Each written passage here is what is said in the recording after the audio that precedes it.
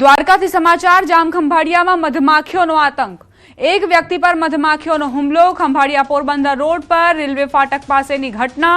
મધમાખીઓના ડંખથી પ્રૌઢના શરીરના વિવિધ ભાગોમાં ગંભીર ઇજાઓ પહોંચી। ઇજાગ્રસ્ત મહિપતસિંહને તાત્કાલિક સારવાર માટે જામખંભાળિયાની જનરલ હોસ્પિટલમાં ખસેડાયા।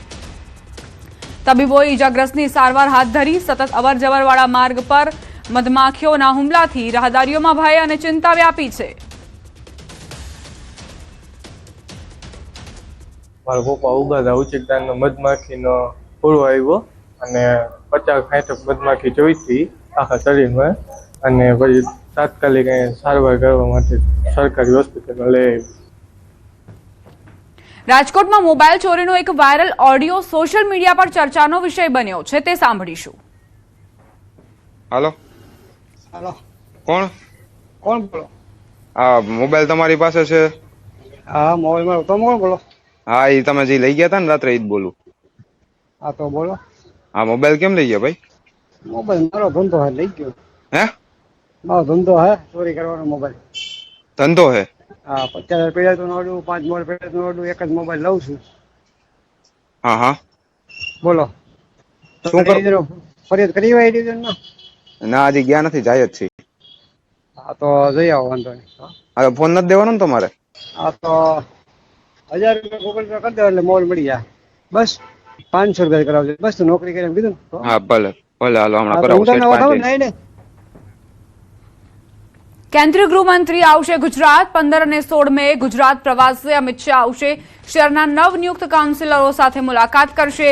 વિવિધ વિકાસલક્ષી કાર્યક્રમોમાં પણ અમિત શાહ હાજરી આપવાના છે।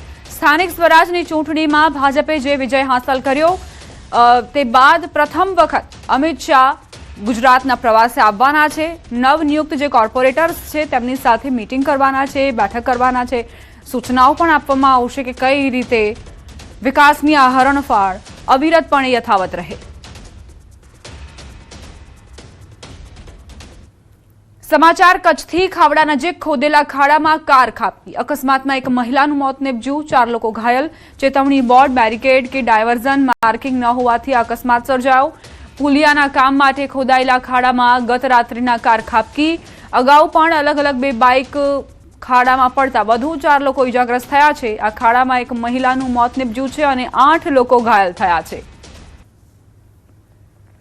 કચ્છમાં અકસ્માતની આ ઘટના જેમાં એક મહિલાનું મોત થયું, 4 વ્યક્તિ ઘાયલ થયાના સમાચાર।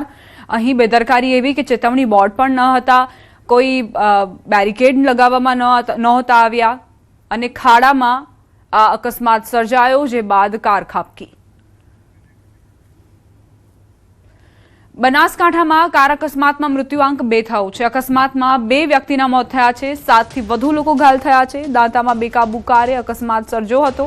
પૂરપાટ ઝડપે આવતી કાર ચાની નાની દુકાનમાં ઘૂસી જતા અકસ્માત સર્જાયો। સારવાર દરમિયાન ચાના દુકાનદારનું પણ મોત નીપજ્યું। ઇજાગ્રસ્તોને સારવાર માટે હોસ્પિટલ ખસેડાયા। દાંતા પોલીસે અકસ્માતનો ગુનો નોંધી તપાસ શરૂ કરી છે। પંચમહાલના ગોધરાના વાવડી ખુર્દ પાસે અકસ્માતમાં 3 યુવાનોના મોત થયા। મોડી રાતનો આ બનાવ। હોટેલ નજીક મુખ્ય માર્ગની બાજુમાં ઉભેલા 3 યુવકોને કાર ચાલકે અડફેટે લીધા। વાવડી ખુર્દ ગામ નજીક હોટેલ ચામુંડા પાસે અકસ્માત થયો। અકસ્માતમાં બાઇક સવાર 3 યુવકોના ઘટના સ્થળે જ મોત થયા। અકસ્માતમાં દરુણિયા ગામના 2 અને બેટિયા ગામના 1 યુવકનું ઘટના સ્થળે જ મોત થયું। તમામ મૃતદેહોને પોસ્ટમોર્ટમ માટે ગોધરા સિવિલ હોસ્પિટલ ખસેડવામાં આવ્યા। કાર ચાલક મામલે પોલીસે વધુ તપાસ હાથ ધરી છે।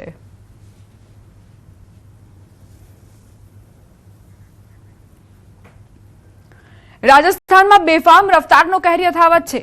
સીસીટીવી ફૂટેજ સામે આવ્યા છે, જેમાં ઝુંઝુનુ જિલ્લાના ગુઢાગૌરજી શહેરમાં એક રાહદારીને એક બેફામ બાઇક ચાલકે ટક્કર મારી હતી, તે કેદ થયા છે। બાઇક ચાલક સ્થળ પરથી ફરાર થઈ ગયો। પોલીસ ઘટના સ્થળે પહોંચી અને નજીકના સીસીટીવી કેમેરાના ફૂટેજની તપાસ કરી। રાહદારી રસ્તો ક્રોસ કરી રહ્યો હતો ત્યારે પૂરપાટ ઝડપે આવતા બાઇક ચાલકે તેને ટક્કર મારી હતી।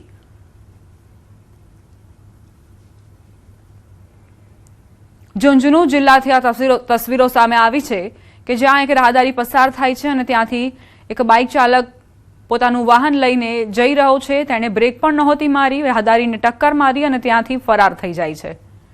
સીસીટીવી ફૂટેજ પણ સામે આવ્યા છે, જેના આધારે પોલીસે હવે ચાલકને પકડવા ચક્રો ગતિમાન કર્યા છે। અસહ્ય ગરમી વચ્ચે વડોદરાના એસએસજી હોસ્પિટલમાં હીટ સ્ટ્રોક વોર્ડને લઈને ગંભીર બેદરકારી સામે આવી. દર્દીઓની સારવાર માટે તૈયાર કરાયેલો હીટ સ્ટ્રોક વોર્ડ તાળાબંધ હાલતમાં જોવા મળ્યો અને મેડિકલ સ્ટાફ પણ ગેરહાજર હતા. ન્યૂઝ 18 ગુજરાતીના રિયાલિટી ચેક દરમિયાન હોસ્પિટલ તંત્રની ગંભીર બેદરકારી બહાર આવી, જેના કારણે સમગ્ર વ્યવસ્થાપન પર સવાલ ઉઠ્યા છે.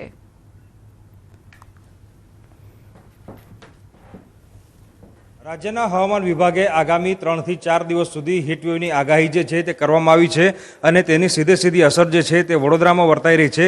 ગઈકાલની વાત કરીએ તો સિઝનનો સૌથી હોટેસ્ટ ડે છે તે વડોદરા શહેરમાં હતો. એના કારણે લોકો પોતાના ઘરની બહાર જે છે તે નહોતા નીકળી શકતા. અસહ્ય ગરમીના કારણે હીટ સ્ટ્રોકની ઘટનાઓ જે છે તે બનતી હોય છે અને સામાન્ય નાગરિકો જે છે તે લૂ લાગવાનો શિકાર જે છે તે બનતા હોય છે. એસએસજી હોસ્પિટલ ખાતે અહીંયા જોઈ શકાય છે દ્રશ્યોમાં કે હીટ સ્ટ્રોક વોર્ડ જે છે તે શરૂ કરવામાં આવ્યો છે, પરંતુ આ વોર્ડ જે છે તે શોભાના ગાંઠિયા સમાન છે. અત્યારે આ જે વોર્ડ છે તે બંધ હાલતમાં છે. બીજી મહત્વપૂર્ણ વાત છે કે મેં કીધું પ્રમાણે ગઈકાલે સિઝનનો હોટેસ્ટ ડે હતો વડોદરામાં અને રોજના સરેરાશ 15 થી 20 દર્દીઓ જે છે તે લૂ લાગવાનો શિકાર જે છે તે બનતા હોય છે. પરંતુ આજે સરકારી તંત્ર છે, એસએસજી હોસ્પિટલનું તંત્ર જે છે તેનું ઉદાસીન વલણ જે છે તે જોવા મળી રહ્યું છે અને દ્રશ્યોમાં પણ જોઈ શકાય છે કે માત્ર દેખાડો કરવા માટે હીટ સ્ટ્રોકનો વોર્ડ જે છે તે અહીંયા તૈયાર રાખવામાં આવ્યો છે. પરંતુ જો કોઈ દર્દી લૂ લાગવાની ફરિયાદ સાથે અહીંયા આવે તો સારવાર ક્યાં કરાવે તે સૌથી મોટો સવાલ છે, કારણ કે અહીંયા આ તાળું જે છે તે મારવામાં આવ્યું છે. એટલે ચોક્કસથી જે સરકારી હોસ્પિટલ તંત્ર જે છે ત્યાં લાલિયાવાડી ચાલતી હોય તેમ લાગી રહ્યું છે. માત્ર ને માત્ર કાગળ પર દર્દીઓને સારવાર આપવામાં આવતી હોવાના દાવા જે છે તે કરવામાં આવી રહ્યા છે. પરંતુ મેં તમને આ તાળું બતાવ્યું, એ તાળું જે છે તે પુરવાર કરે છે કે જો તમને લૂ લાગે તો તમારે એસએસજી હોસ્પિટલમાં આવવાની કોઈ જરૂર નથી, કારણ કે જો એસએસજી હોસ્પિટલમાં આવશો તો તમારી તબિયત સુધરવાને બદલે લથડશે, કારણ કે હીટ સ્ટ્રોકનો જે વોર્ડ છે તે અત્યારે બંધ હાલતમાં છે અને અહીંયા તબીબ કે મેડિકલ સ્ટાફ જે છે તે ઉપલબ્ધ નથી. હાર્દિક દીક્ષિત, ન્યૂઝ 18 ગુજરાતી, વડોદરા. વાત હવે પીએમના પ્રવાસની તૈયારીઓ વિશે.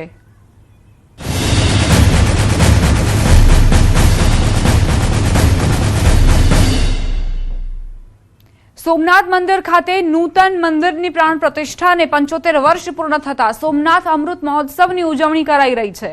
આ પ્રસંગે સમગ્ર દેવભૂમિ પ્રભાસ તીર્થ ભક્તિ, વૈદિક મંત્રોચ્ચાર અને આધ્યાત્મિક ઉર્જાથી ગુંજી ઉઠ્યું છે. હાલમાં સોમનાથ અમૃત મહોત્સવમાં કુંભાભિષેકનું રિહર્સલ કરાયું. આવતીકાલે 11 તીર્થના જળથી સોમનાથ મંદિર પર કુંભાભિષેક કરવામાં આવશે, જે 90 મીટર ઊંચાઈ ધરાવતી ક્રેન દ્વારા સોમનાથ મહાદેવના શિખર પર કુંભાભિષેક કરવામાં આવશે, જેને લઈને આજે રિહર્સલ કરાયું. સોમનાથ મંદિરથી આ દ્રશ્યો સામે આવ્યા છે કે જ્યાં કુંભાભિષેક માટે રિહર્સલ કરવામાં આવ્યું. 11 જે તીર્થધામો છે ત્યાંથી આ પવિત્ર જળ લાવવામાં આવ્યું છે. મહાદેવને જળાભિષેક કરવા માટે, કુંભાભિષેક કરવા માટે આ તૈયારીઓ ચાલી રહી છે. અને જ્યારે પ્રધાનમંત્રી મોદી આવવાના હોય, કેમ કે સોમનાથ ટ્રસ્ટના ચેરમેન છે પ્રધાનમંત્રી મોદી, અને તેમના હસ્તે જ્યારે પૂજન અર્ચન થવાનું હોય તો અલગ જ ઉત્સવનો માહોલ સોમનાથ નગરીમાં જોવા મળી રહ્યો છે. 3 મહિના પહેલા પણ પ્રધાનમંત્રી મોદી આવ્યા હતા, જ્યારે 100 વર્ષ પૂર્ણ થયા હતા સોમનાથ મંદિરને, અને હવે ફરી એક વખત પ્રધાનમંત્રી મોદી આવી રહ્યા છે. પીએમના આગમનને લઈને તૈયારીઓ પૂરજોશમાં. આવતીકાલે વડાપ્રધાન મોદી સોમનાથમાં આવશે. સોમનાથ મંદિરના 75 વર્ષ પૂર્ણ થતા અમૃત મહોત્સવમાં ભાગ લેશે. એર શો અને રોડ શો સહિત વિવિધ કાર્યક્રમોના રિહર્સલ પૂર્ણ થયા. 11 તીર્થોના જળથી પૂજન કરી મંદિરના શિખર પર વિશેષ અભિષેક થશે. સમગ્ર વિસ્તારમાં ચુસ્ત બંદોબસ્ત ગોઠવાયો છે.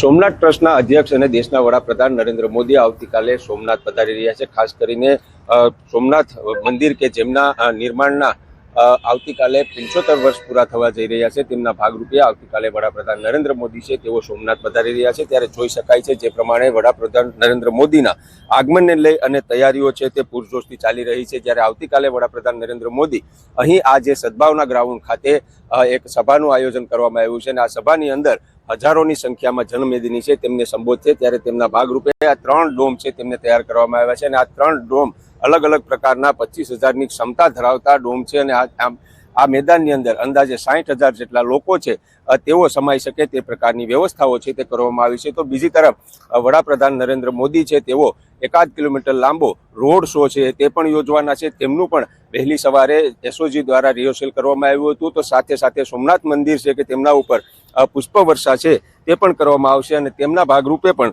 કહી શકાય કે આજે હાલ જ અત્યારે જ હેલિકોપ્ટર દ્વારા રિહર્સલ કરવામાં આવ્યું હતું. સાથે સાથે સૂર્ય કિરણ દ્વારા જે કહી શકાય કે એરફોર્સ દ્વારા સૂર્ય કિરણ જે છે તે પણ કરવામાં આવી રહ્યું છે. એટલે કહી શકાય કે આવતીકાલે વડાપ્રધાન નરેન્દ્ર મોદી જ્યારે અહીં સોમનાથ ખાતે પધારી રહ્યા છે અને સોમનાથ મંદિરના 75 વર્ષ પૂર્ણ થવા જઈ રહ્યા છે, ત્યારે સોમનાથ મંદિર અને તેમની આસપાસનો જે વિસ્તાર છે તેમને કડક સુરક્ષા બંદોબસ્તથી સજ્જ કરવામાં આવ્યો છે.